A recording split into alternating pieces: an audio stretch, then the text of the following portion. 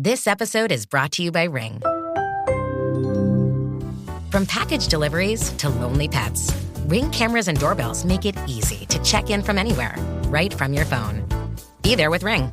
Learn more at ring.com. This episode is brought to you by Vuori. Give the active people in your life something they'll truly appreciate. Performance apparel from Vuori. Whether they're into running, surfing, hiking, or even just casual walks around the block, there's something for everyone. And if you're not sure what to gift them, you can't go wrong with something from Vuori's Dream Knit collection. It's the perfect gift and so comfortable. Get 20% off your first purchase today at Vuori. VUORI.com/Spotify. Content warning. This episode explores mental health and includes discussions about self-harm and death. Listener discretion is advised. There's something about demonic possession that scares the hell out of me. Maybe it's the thought of not being in control of my mind and body, or maybe it's the thought of being controlled to do terrifying and awful things. I can't pinpoint it exactly, but something about demonic possession really makes my skin crawl. What's fascinating is human beings have believed in some form of possession for millennia. The Bible gives accounts of demonic possession occurring over 2,000 years ago. And I've no doubt it was terrifying to experience and witness back then, because truly, it's terrifying to think about and behold now. And that's just it. Outside of the entertainment industry, there doesn't seem to be much talk of demonic possession nowadays. We're all familiar with the horror movie tropes that prove a person is possessed, speaking in unknown languages, superhuman strength, knowledge of previously unknown information, on and on. We're also familiar with the movie portrayals of demonic possession. Green pea soup, spinning heads, levitation, and of course, the priests who are committed to saving the soul of the possessed, no matter the cost. Today's story is especially terrifying because it's true. The audio you're about to hear is one of the scariest ever recorded, and it's only 30 seconds of over 90 minutes worth of exorcism audio. It leads us to these questions. Was the terrifying and tragic story of Anneliese Michel one of demonic possession, or of a young woman suffering from debilitating mental illness? Did Anneliese succumb to invading demons, or did she lose her life at the hands of neglectful priests? I'll tell the story, and you decide for yourself. I'm your host, Will. Welcome to the Red Treehouse.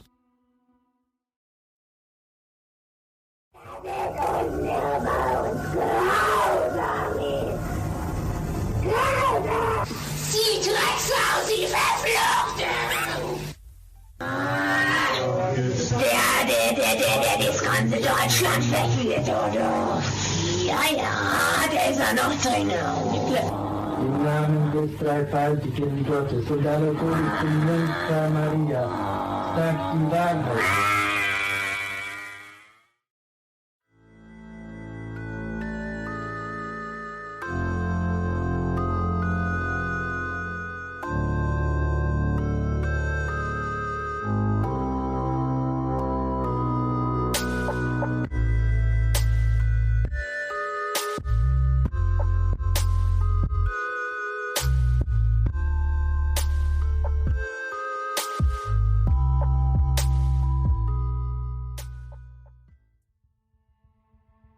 The story of Anneliese Michel began on September 21st, 1952, in West Germany. She was born to parents Joseph and Anna, a hard-working couple who worked diligently to provide for their 4 daughters. Unfortunately, tragedy struck the family early, as one of Anneliese's sisters died at just 8 years old. At only 4 years old herself, Anneliese immediately became the oldest of her remaining sisters. The family was devout, and the girls were raised Roman Catholic. In fact, they attended Mass several times each week. And by the time she was a teenager, her peers considered her to be very religious. What's interesting, though, is the family rejected the Roman Catholic Church due to sharp disagreements with the direction of the Church after the Second Vatican Council. Despite this disagreement, the family held on to their faith as best they could, and Anneliese was described as a deeply sensitive person who experienced deep empathy for the suffering of others. For much of her life, Anneliese suffered from various medical issues, including tuberculosis, pneumonia, and pleurisy, among others. At the age of 16, while at school, Anneliese experienced her first blackout. After coming to, Anneliese did not remember the event, even though her peers described her as walking around dazed or confused and in a trance-like state. Shortly after, in the middle of the night, she suffered her first seizure, during which her body convulsed violently, her muscles stiffened, and she wet the bed. Anneliese reported feeling as if something was pressing down on her chest and pinning her to the mattress. After a second seizure, Anneliese was diagnosed with temporal lobe epilepsy, which occurs in an area of the brain responsible for short-term memory. According to the Mayo Clinic, a person suffering from temporal lobe epilepsy may remain aware of what's happening during a seizure. However, it is also possible the person may look awake but won't respond to stimuli or anything going on around them.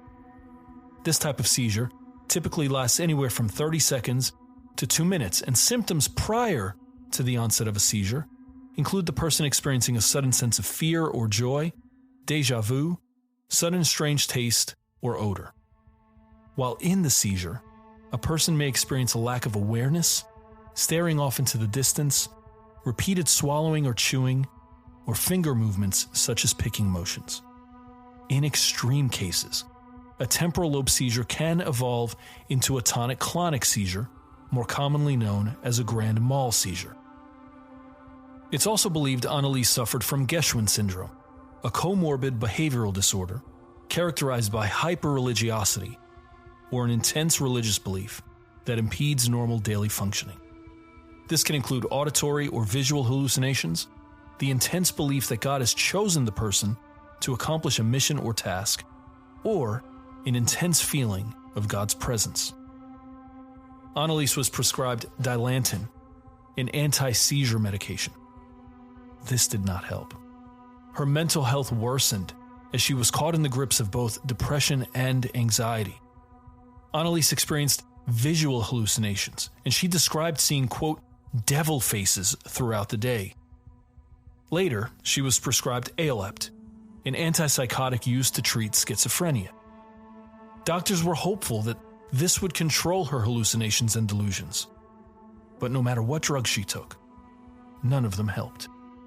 Neurologists were left with more questions than answers, as her brain scans were seemingly normal. Back home, Anneliese's situation grew worse and more terrifying. She hallucinated while praying, saying she was hearing voices telling her she would, quote, rot in hell and be damned forever. After years of unsuccessful treatments and prescription medication, Anneliese was worse off than when she started. The young girl who was once described as very religious now began recoiling at the sight of sacred religious objects such as the crucifix. And, while on a pilgrimage to San Damiano in Italy, Anneliese was unable to walk past a crucifix or drink the water from a blessed spring. And for the first time, she was described as demon-possessed. Anneliese's family quickly became convinced that she was in fact demon-possessed, and they contacted several priests to seek out an exorcism. They were denied, and they were told to continue the medical treatment Anneliese was already receiving. In 1973, during a visit with her neurologist, Anneliese claimed that she was possessed by the devil, that she was being tormented by demon faces, and that she constantly smelled burnt feces. She was later diagnosed with neurosis and possible epilepsy and taken off Dilantin. Instead, she was prescribed Tegretol, a much stronger anticonvulsant. For millennia, human beings have believed in demonic possession. And the belief is not limited to a single religious tradition. In fact, religions across the world, and spanning centuries, have held some belief in possession. If demonic possession is the belief that evil forces can have a negative influence on a person's life, then exorcism is a ritual meant to remove the influence of the demonic evil power over a person. The term exorcism is typically associated with Christianity, and even more specifically Roman Catholicism, as the New Testament details accounts of individuals being possessed and Jesus casting out the evil spirits. Though exorcism had lost its appeal in more recent times, it had made a type of comeback in the 1970s, especially with the release of William Peter Blatty's horror classic, The Exorcist, in 1973. Anneliese's religious convictions are an integral part of her story, and may have been the reasoning or the rationale behind the family's decision to seek an alternative to traditional medicine. Anneliese's condition continued to worsen, and her behaviors grew increasingly violent and self-injurious. She drank urine, ate insects, ripped her clothes, performed over 400 squats per day, and crawled under a table and barked like a dog. One report indicated Anneliese bit the head off of a dead bird and licked her own urine off the floor. She began hearing strange knocks in her bedroom walls, which were confirmed by her sisters as well. On one occasion, Anneliese's mother noticed her staring intensely at a statue of the Virgin Mary with, quote, eyes turned black, jet black. The family reached out to a priest, Father Ernst Alt, who was also convinced that Anneliese was demon-possessed. Speaking about Anneliese's pilgrimage to San Damiano, Father Ernst said, Anneliese told me that she was unable to enter the shrine. She approached it with the greatest hesitation, then said that the soil burned like fire, and she simply could not stand it. She looked at the people who were kneeling in the area surrounding the little garden, and it seemed to her that while praying, they were gnashing their teeth. She also noted that she could no longer look at medals or pictures of saints. They sparkled so immensely that she could not stand it. After contacting several priests and the local bishop, Father Alt was given approval to conduct an exorcism, but with one catch. The exorcism had to be done in complete secrecy. At that point, all medical treatment for Anneliese stopped. On September 24th, 1975, Father Alt, along with another priest, Father Renz, performed the first exorcism on Anneliese according to the Roman ritual. For the next 10 months, Father Alt performed 67 exorcisms, up to 2 per week, sometimes lasting up to 4 hours each. No matter. None of them made a difference. In fact, Anneliese's condition worsened. During the exorcisms, it was discovered that Anneliese believed she was possessed by 6 demons: Nero, Cain, Judas Iscariot, Hitler, Lucifer, and Fleischmann, who was later discovered to be a disgraced priest. What you're about to hear are several short audio clips recorded during the various exorcisms. You'll hear an audio clip followed by a brief translation. Ich verspreche das so, dass ich in dem Wald sein bin. Ich trag dir die Rotznase noch so lang, bis es lebt wird. So blöde Weib. Für uns gibt's kein Zurück. Nie! In alle Ewigkeit! Audio clip 1. Father Renz. Why are you all here? Anneliese. I have the right to be in this woman. I will carry this brat so long until she croaks. This dumbass bitch, for there is no coming back. Never, for all eternity. Der ich, der Judas und der Nero, der Cain und der Hitler. 5 Stimmen.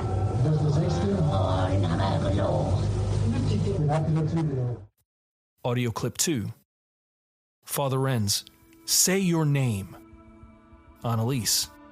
I, Judas, and Nero, and Cain, and Hitler. That's 5 of us. Father Renz. Who is the 6th? Anneliese. We lied about him. Despite years of medical intervention, prescription medication, and now dozens of exorcisms, nothing helped Anneliese. Instead of gaining her strength, she grew weakened. Her behaviors worsened. She would hit her head on the wall and bite herself and others. And now, even worse, Anneliese refused to eat. Or, in her words, she was not being permitted to eat. The physical transformation of Anneliese was stark. She went from a vibrant young woman to someone weighing less than 80 pounds, with sunken-in facial features, bruises, and cuts all over her. The situation was now drastic and life-threatening. Without proper nutrients, Anneliese was physically wasting away. On June 30th, 1976, during what would be her last exorcism, Anneliese refused medical treatment and pleaded for absolution. Father Alt and Father Renz were unsuccessful in their attempt to exorcise the demons. The next morning, Anneliese's family discovered her dead in her bedroom. Anneliese Michel died on July 1st, 1976, at the age of 23. Her official cause of death was starvation. And at the time of her death, she weighed only 68 pounds. The story doesn't end there. On March 30th, 1978, nearly 2 years after Anneliese's death, Father Alt, Father Renz, and Anneliese's parents were charged with negligent homicide. The prosecution contended that Anneliese's parents who allowed the exorcisms and the priests who performed the exorcisms should be held accountable for her death. It was asserted that Anneliese's death could have been prevented as late as 1 week before she died. A Washington Post article titled "Cries of a Woman Possessed" and dated April 21st, 1978 stated, "Both priests have told the court they remain convinced that the woman was possessed and that her death finally set her free. The parents also remain convinced that she was possessed, but not that she was freed." Before the start of the trial, Anneliese's parents ordered her body to be exhumed because they were convinced she was still possessed. The Washington Post article states, "In February, the parents ordered their daughter's body exhumed from her grave after they said a nun told them she had a vision that their daughter's body was still intact, and that was proof of the possession." The exhumation, which authorities said showed normal body decay, was attended by hundreds of curious spectators. In April 1978, all four were convicted of negligent homicide and given suspended sentences and required to pay a portion of the legal costs. Anneliese was reburied in Klingenberg Cemetery, where she rests peacefully to this day. The story of Anneliese Michel endures to this day nearly 50 years after her death. Several movies loosely based on her life were released. The Exorcism of Emily Rose in 2005, Requiem in 2006, and Anneliese, The Exorcist tapes in 2011. Let's go back to our questions from the beginning of this episode. Was the terrifying and tragic story of Anneliese Michel one of demonic possession or a young woman suffering from debilitating mental illness? Did she succumb to invading demons, or did she lose her life at the hands of neglectful priests? I've told you the story. Now you decide for yourself. I'm your host, Will. Thanks for joining me this week in the Red Treehouse.